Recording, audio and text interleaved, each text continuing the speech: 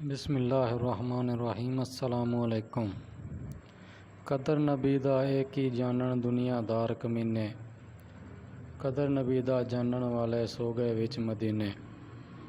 پاکستان میں قادیانیوں کو ختم نبوت سے اتنی تکلیف ہے کہ وہ ایک لمحے کے لیے بھی اسے برداشت نہیں کر سکتے، اور خاص کر کے ستمبر کا مہینہ، کیونکہ اسی مہینے کی 7 تاریخ 1974 کو قادیانیوں کو متفقہ طور پر قومی اسمبلی میں آئینی لحاظ سے غیر مسلم قرار دیا گیا تھا۔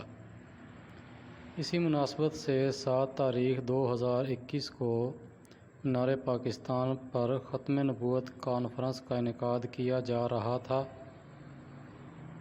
اس کے لیے 1 مہینے سے تیاریاں جاری تھیں، لیکن قادیانی لابی کو یہ کانفرنس ایک آنکھ برداشت نہیں تھی۔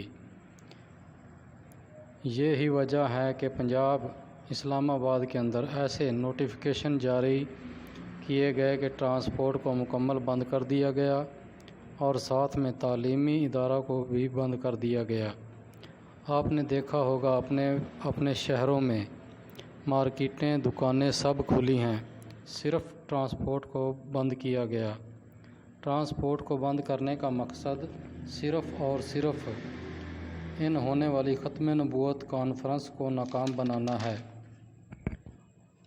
اور ہم سب کے لیے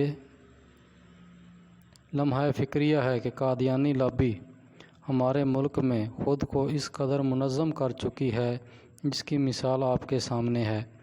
اگر آپ کو یاد ہو، ابھی تھوڑے دن پہلے کی بات ہے، محرم میں ہر جگہ سے جلوس نکالے گئے، بلکہ محرم کے 1 دن پہلے ہی لاک ڈاؤن کو ختم کیا گیا۔ نہ اس سے حکومت کو کوئی مسئلہ پیش آیا، اور نہ ہی قادیانیوں کو، کیونکہ وہاں ایسا کوئی نہیں جو کہے قادیانی مرد آباد، اس لیے قادیانیوں کو ان کے اجتماع سے کوئی پریشانی نہیں۔ کرونا تو ایک بہانہ ہے، اصل میں اسلام ان کا نشانہ ہے۔ اس حکومت میں ایسے بہت سے واقعات ہو رہے ہیں جس سے صاف ظاہر ہوتا ہے یہ سوچی سمجھی سازش کے تحت کیا جاتا ہے۔ اللہ آپ اور میرا حامی و ناصر